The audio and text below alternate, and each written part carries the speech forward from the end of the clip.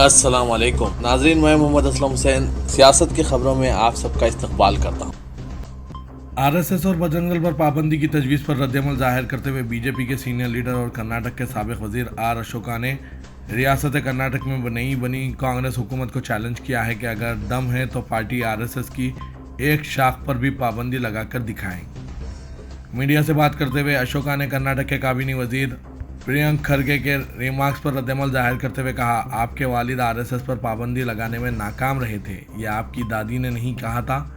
यहाँ तक कि आपके परदादा भी कुछ नहीं कर सकते थे। अब आप क्या कर सकते हैं? अशोका ने कहा कि कांग्रेस को कभी पार्लियामेंट में अक्सरियत हासिल थी। अशोका ने कहा कि मुल्क में 15 से 20 रियासतों में कांग्रेस की हुकूमतें थी। मुल्क में कांग्रेस की मौजूदा हालत अब काबिल रहम है। अगर आप में हिम्मत है तो आरएसएस पर पाबंदी लगाकर दिखाएं। आपकी हुकूमत ज़्यादा दिन नहीं चलेगी। आरएसएस की लाखों शाखाएं काम कर रही है, किसी एक शाख पर भी पाबंदी लगाकर दिखाए। हिंदू जज्बात आरएसएस और बजरंग दल के साथ हैं। इस खबरनामे को MS एजुकेशन की जानिब से स्पॉन्सर किया जा रहा है। I joined IIT Hyderabad in the year 2021. I spent 2 years of my JEE preparation in MS. The main reason why I was able to crack the JEE advanced exam was due to the constant emotional support of the faculty members and the counseling of the students there.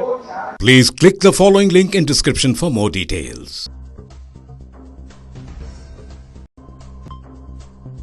वज़ीर-ए-आज़म नरेंद्र मोदी ने आज हफ्ते की सुबह हिंदुस्तान के पहले वज़ीर-ए-आज़म पंडित जवाहरलाल नेहरू को इनकी 61वीं बरसी पर खिराज अक़ीदत पेश किया। वज़ीर-ए-आज़म मोदी ने एक ट्वीट में कहा, इनकी बरसी पर मैं अपने साबिक़ वज़ीर-ए-आज़म पंडित जवाहरलाल नेहरू को खिराज अक़ीदत पेश करता हूँ।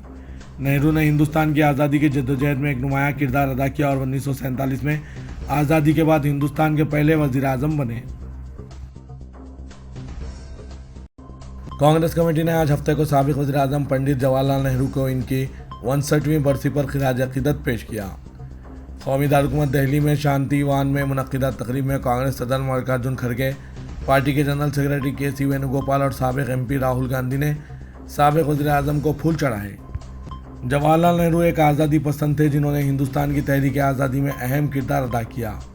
वो 1947 में आज़ादी के बाद हिंदुस्तान के पहले वज़ीर-ए-आज़म भी बने थे। नेहरू 16 साल से ज़्यादा अरसे तक इस ओहदे पर रहे और 27 में 1964 को दिल का दौरा पड़ने से इंतकाल कर गए। लाल बहादुर शास्त्री ने हिंदुस्तान के दूसरे वज़ीर-ए-आज़म के तौर पर ओहदा संभाला था। रेसलिंग फेडरेशन ऑफ इंडिया के साबिक़ सदर बृज भूषण सिंह की गिरफ्तारी का मुतालबा करते हुए पहलवान गुज़श्ता 1 माह से जंतर मंतर पर धरना दे रहे हैं। मुख्तलिफ सियासी जमातें, तंजीमें और खिलाड़ी पहलवानों की हिमायत में मुसलसिल आगे आ रहे हैं। अब योगा गुरु बाबा रामदेव ने भी बृज भूषण सिंह का नाम लिए बगैर इन पर शदीद हमला किया। पहलवानों की हड़ताल की हिमायत करते हुए रामदेव ने कहा कि रेसलिंग एसोसिएशन के सदर पर बदतमीजी और बदकारी का इल्ज़ाम लगाना इंतहाई शर्मनाक बात है। राजस्थान के भीलवाड़ा पहुंचे स्वामी रामदेव ने कहा, मुल्क के पहलवानों का जंतर मंतर पर बैठकर रेसलिंग एसोसिएशन के सदर पर बदतमीजी और बदकारी का इल्ज़ाम लगाना इंतहाई शर्मनाक बात है। ऐसे शख्स को फिलफौर गिरफ्तार करके सलाखों के पीछे भेज देना चाहिए। हर रोज़ मुंह उठाकर बार बार माँ, बहन और बेटियों के बारे में बकवास कर रहा है। ये इंतहाई काबिल मज़म्मत है। ये एक शरारत और गुनाह है। मोदी हुकूमत के 9 साल पर हुकूमत की कारकर्दगी पर सी वोटर सर्वे किया गया। सर्वे के तकरीबन 70% जवाबदहिंदगान बीजेपी की ज़ेर क़यादत मरकज़ी हुकूमत से मुतमईन हैं।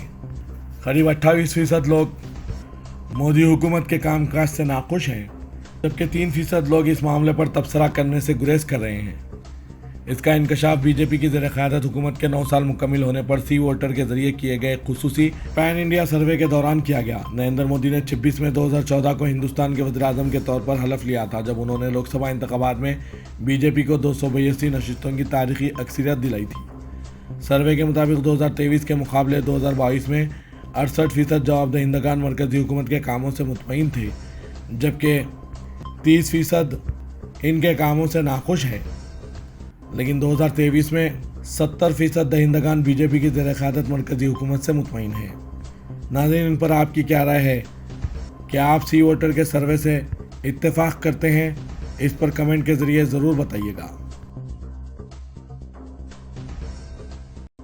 वज़ीर-ए-आज़म नरेंद्र मोदी ने आज कहा कि पार्लियामेंट की नई इमारत हर हिंदुस्तानी को फ़ख्र का एहसास दिलाएगी। उन्होंने ट्विटर पर इस नई इमारत का एक वीडियो शेयर किया और लोगों से कहा कि वो माई पार्लियामेंट माई प्राइड हैशटैग के नाम से इस वीडियो को सोशल मीडिया पर फैलाएं।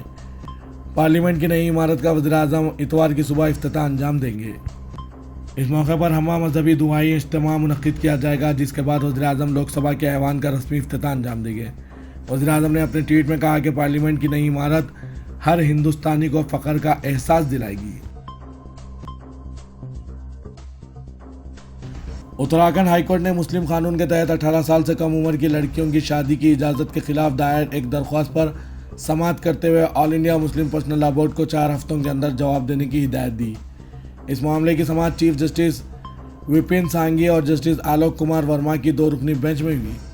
Youth bar association of India की जानिब से मफाद आमा की दरख्वास्त दायर की गई थी, जिसमें कहा गया था कि मुल्क में पर्सनल लॉ के नाम पर 18 साल से कम उम्र की लड़कियों की शादियां की जा रही है। तहकीक से यह बात वाज़ेह है कि कम उम्री में लड़कियों की शादी ज़्यादातर माँ और बच्चे की सेहत पर मनफी असर डालती है। ऐसे मामलों में बच्चों की अमवात की शरह भी ज़्यादा देखी गई है। दरख्वास्त में मजीद कहा गया कि 18 साल से कम उम्र लड़कियों के जिनसी इस्तेसाल को मरकज़ी हुकूमत ने कानूनी जुर्म का दर्जा दिया है। दूसरी जानिब पर्सनल लॉ के नाम पर 18 साल से कम उम्र लड़कियों को शादी की इजाज़त दी जा रही। बेशतर रियासतों में अदालतें भी इन्हें तहफ़्फ़ुज़ फराहम कर रही है। इससे वाज़ेह है कि इस मामले पर अदालतें भी मुनक़सिम हैं। दरख्वास्त गुजार ने यह बात बताई। NIA ने दिल्ली हाईकोर्ट से रुजू होते हुए कश्मीर के अलहदगी पसंद लीडर यासीन मलिक को सजाए मौत देने का मुतालबा किया है, जिन्हें ज़ेरी अदालत ने 1 साल पहले दहशतगर्दी फंडिंग केस में उम्र कैद की सज़ा सुनाई है।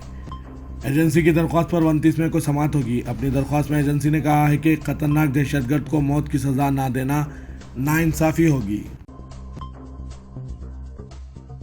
मध्य प्रदेश के वज़ीर दाखिला निरुत्तम मिश्रा ने इंदौर में बाज़ नामालूम अफराद की जानिब से पैम्फलेट्स की तकसीम की आला सतही तहकीक़ात का हुक्म दिया है।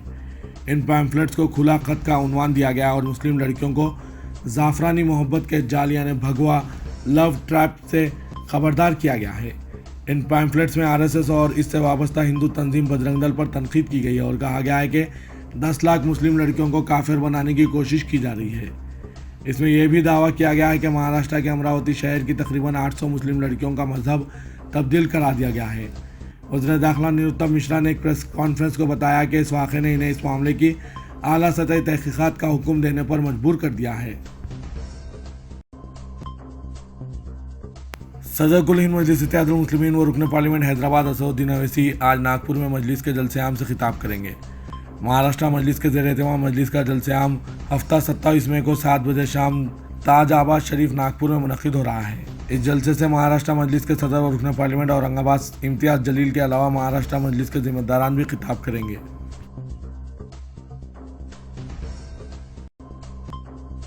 अब बीजेपी वालों को इन मुकामात पर भी मुस्लिम ख़वातीन के हिजाब पहनने पर पाबंदी है जो इनके हल्के इख्तियार में नहीं आते हैं।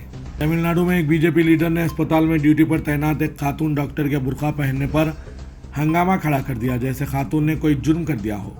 मामला तमिलनाडु के नागपट्टनम ज़िले के सरकारी प्राइमरी हेल्थ केयर का है। इत्तला के मुताबिक यहाँ रात की ड्यूटी के दौरान खातून डॉक्टर हिजाब पहने हुई थी। ये बात बीजेपी लीडर को अच्छी नहीं लगी और इसने खातून डॉक्टर के साथ बहस शुरू कर दी। खातून डॉक्टर ने इस मामले की शिकायत पुलिस में की, जिसके बाद लीडर के खिलाफ केस दर्ज कर लिया गया है। वाज़ेह है कि बीजेपी लीडर के जरिए किए गए हंगामे का वीडियो सोशल मीडिया पर भी वायरल हुआ है। वज़ीर-ए-आज़म पाकिस्तान शहबाज शरीफ ने कहा कि मुल्क में जानबूझकर सियासी अफरा तफरी पैदा करने की भरपूर कोशिशें की जा रही है, जिसका 9 मई के वाक़यात पर इख्तिताम हुआ। कराची में पानी के मंसूबे पर संग बुनियाद की तकरीब से खिताब करते हुए शहबाज शरीफ ने कहा कि 9 मई का दिन पाकिस्तान की तारीख में तारीख तरीन दिन था, लेकिन इत्तेहादी हुकूमत की तमाम मुश्तरका काविशों और बाहमी मुशाविरतों ने इन साजिशों को दफन कर दिया। तेलंगाना यौम तासीस तकारीब के दौरान चीफ मिनिस्टर के चंद्रशेखर राव 4 जिला कलेक्ट्रेट्स की इमारतों का इफ्तिताह अंजाम देंगे। चीफ मिनिस्टर के दफ्तर से जारी करदा नोट के मुताबिक चीफ मिनिस्टर KCR 4 जून को निर्मल जिला कलेक्ट्रेट का इफ्तिताह करेंगे। 6 जून को नागर कर्नूल, 9 जून को मंचरियाल और 12 जून को गढ़वाल जिला कलेक्ट्रेट का इफ्तिताह करेंगे। चीफ मिनिस्टर ने तमाम अजला में जिला कलेक्ट्रेट्स की आजलाना तकमील की हिदायत दी है। अहदेदारों ने बताया कि 4 अजला में कलेक्ट्रेट्स की इमारतें इफ्तिताह के लिए तैयार हैं, जिसके बाद चीफ मिनिस्टर के दौरे को खतियत दी गई।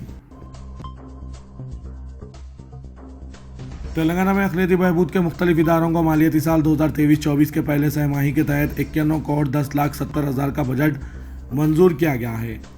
प्रिंसिपल सेक्रेटरी अक़लियती बहबूद अहमद नदीम ने बजट मंजूर करके GORT 58 जारी किया। पहले मरहले में 51 करोड़ 10 लाख की इजराई अमल में आई। मजीद 273 करोड़ की इजराई बाकी है। पहले सहमाही के तहत अक़लियती फाइनेंस कॉरपोरेशन की ट्रेनिंग एंड एम्प्लॉयमेंट स्कीम पर अमल के लिए 54,70,000 रुपये जारी किए गए, जबकि स्कीम के लिए बजट में 3 करोड़ 78 लाख मख्तस किए गए। Centre for education development of minorities के लिए बजट में 2 करोड़ मख्तस किए गए, जिसमें से 50 लाख की इजराई अमल में आई। हज कमेटी को 2 करोड़ मख्तस किए गए, जिसमें से 50 लाख जारी किए गए। मक्का मस्जिद और शाही मस्जिद की निगहदाश्त और मरम्मत के लिए 2.5 करोड़ बजट के मुंजमला 62 लाख रुपए जारी किए गए। हैदराबाद मेट्रोपॉलिटन डेवलपमेंट अथॉरिटी ने मल्काजगिरी के रुकने पार्लियामेंट और कांग्रेस के रियासती सदर ए रेवंत रेड्डी को एक कानूनी नोटिस जारी करते हुए आउटर रिंग रोड लीज पर इनके झूठे बयानात के लिए 48 घंटों के अंदर अवाम में गैर मशरूत माजरत ख्वाही के लिए कहा है। कांग्रेस लीडर से मजीद कहा गया कि वो इस किस्म के बेबुनियाद बयानात जारी करने से बाज रहें। हमदा ने रेवंत रेड्डी को जारी करदा एक नोटिस में वजाहत की कि आउटर रिंग रोड की लीज के पूरे मामले को टोल ऑपरेटर्स ट्रांसफ़र मॉडल के जरिए मुकम्मिल किया गया और क़ानून के दायरे में रहते हुए शफाफ अंदाज में IRV इंफ्रास्ट्रक्चर डेवलपमेंट लिमिटेड को लीज हवाले की गई, क्योंकि इस कंपनी ने ही ज़्यादा बोली लगाई थी। हमदा ने इल्ज़ाम आयद किया कि रेवंत रेड्डी प्रेस कॉन्फ्रेंस और इंटरव्यूज़ के जरिए जो बेबुनियाद इल्ज़ाम आयद कर रहे हैं, इनमें कोई सच्चाई नहीं है। तेलंगाना के वज़ीर दाखिला मोहम्मद महमूद अली ने मेदक ज़िले के नरसापुर में पेश आए वाक़े की तफसीलात पुलिस अहदेदारों से तलब की। इराक़ के दौरे पर मौजूद वज़ीर दाखिला नरसापुर वाक़े पर अफसोस का इजहार करते हुए अहदेदारों से रिपोर्ट तलब की है। अहदेदारों ने बताया कि गैस सिलेंडर के मसले पर 2 अफराद में झगड़ा हो गया और हाथापाई की नौबत आ गई। मुकामी पुलिस में जी लिंगम नामी शख्स ने शिकायत दर्ज कराई, जिस पर नरसापुर पुलिस स्टेशन के अहदेदारों ने मुकदमा दर्ज करते हुए तहकीकात का आगाज़ किया। बताया गया है कि जी लिंगम ने अपने साथियों के हमरा मोहम्मद इमरान अहमद की क़यामगाह में घुसकर घर वालों पर हमला किया। इमरान की वालिदा और बहन को भी अशरार ने निशाना बनाया, जिसके बाद इमरान की वालिदा फातिमा बेगम ने नरसापुर पुलिस स्टेशन में शिकायत दर्ज कराई। वाक़े में मुलविस अफराद को हिरासत में लेकर सेक्शन 41A CRPC के तहत नोटिस जारी किया है। वज़ीर दाखिला ने DGP और ज़िला SP के अलावा मुतालिका पुलिस अहदेदारों को इस वाक़े के हर जाविये से मुनसिफाना तहक़ीक़ात की हिदायत दी। तेलंगाना के रियासती वज़ीर बराए अफ़ज़ाइश मवेशियाँ T श्रीनिवास यादव ने कहा कि 22 जून से बोनाल त्यौहार का आगाज़ होगा। रियासती वज़ीर बराए अफ़ज़ाइश मवेशियाँ T श्रीनिवास यादव ने आज हरिता प्लाजा बेगमपेट में बोनाल के इंतजाम का जायजा लिया। इस इजलास में मुख्तलिफ महकूमों के आला अहदेदार, रियासती वज़रा इंदिरा किरण रेड्डी, CH मल्ला रेड्डी, चीफ सेक्रेटरी शांति कुमारी, मेयर विजय लक्ष्मी, DGP अंजनी कुमार, अरकान असेंबली, अरकान कौंसल व दीगर ने शिरकत की। T श्रीनिवास यादव ने मीडिया को मुखातिब करते हुए कहा कि 22 जून को गोलकुंडे से बोनाल का आगाज़ होगा। 9 जुलाई को सिकंदराबाद महाकाली मंदिर का बोनाल, 10 जुलाई को कोरनकम, 16 जुलाई को पुराने शहर और 17 जुलाई को तमाम मंदिरों में बोनाल का इनेकाद किया जाएगा। उन्होंने कहा कि हुकूमत की जानिब से बोनाल के त्यौहार के इंतजाम के लिए 15 करोड़ रुपये मख्तस किए गए।